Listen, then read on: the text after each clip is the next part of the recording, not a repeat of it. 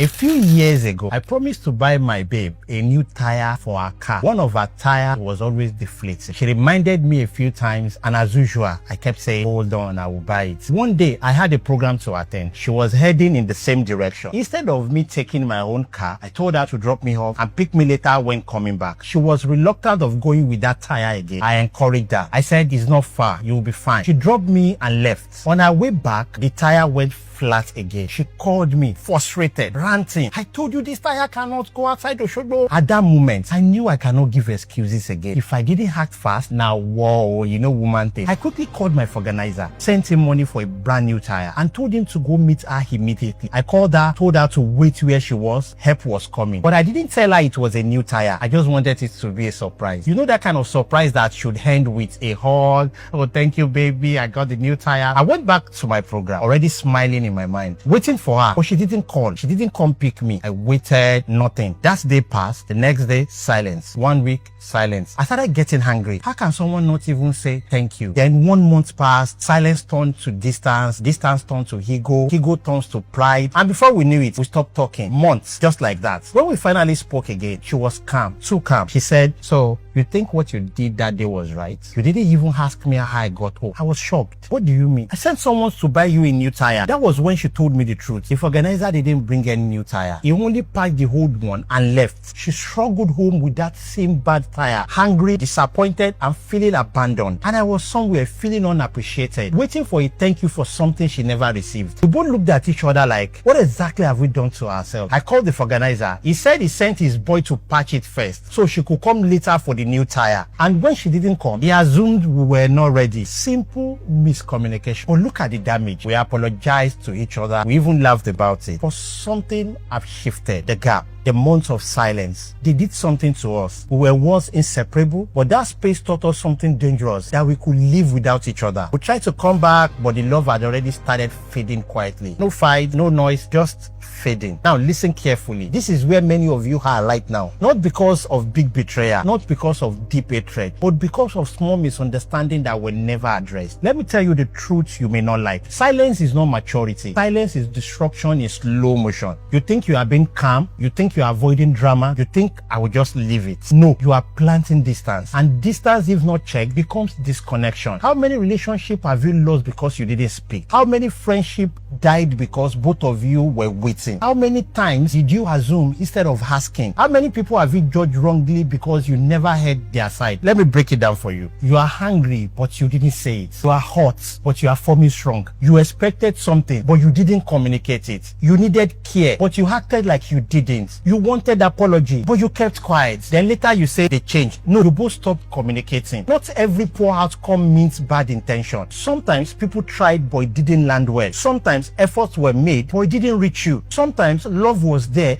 but it was poorly expressed. And instead of asking, you concluded. That day, I thought I showed up. She thought I didn't care. Both of us were wrong. But we allow silence to judge the matter. See, there is someone right now. You miss them, and you know you do. But your pride won't let you speak. There is someone you are angry with, but deep down, you just wanted them to check on you. There is someone you have cut off, not because of what they did, but because of what you think they did. And if you are honest, you have replayed that situation many times in your head, but you never had the actual conversation. Do you know how many beautiful relationships die like this? Not by betrayal, but by assumption. Not by hatred, but by silence. Communication is not just talking. It is checking, clarifying, asking, listening, saying. It is saying, this thing you did hurt me. It is saying, this is what I expected.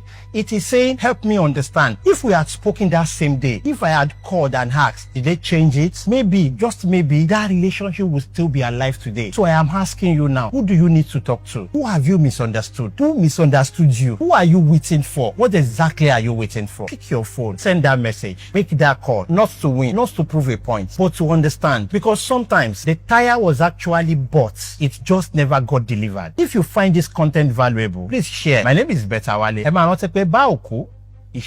See you on my next video.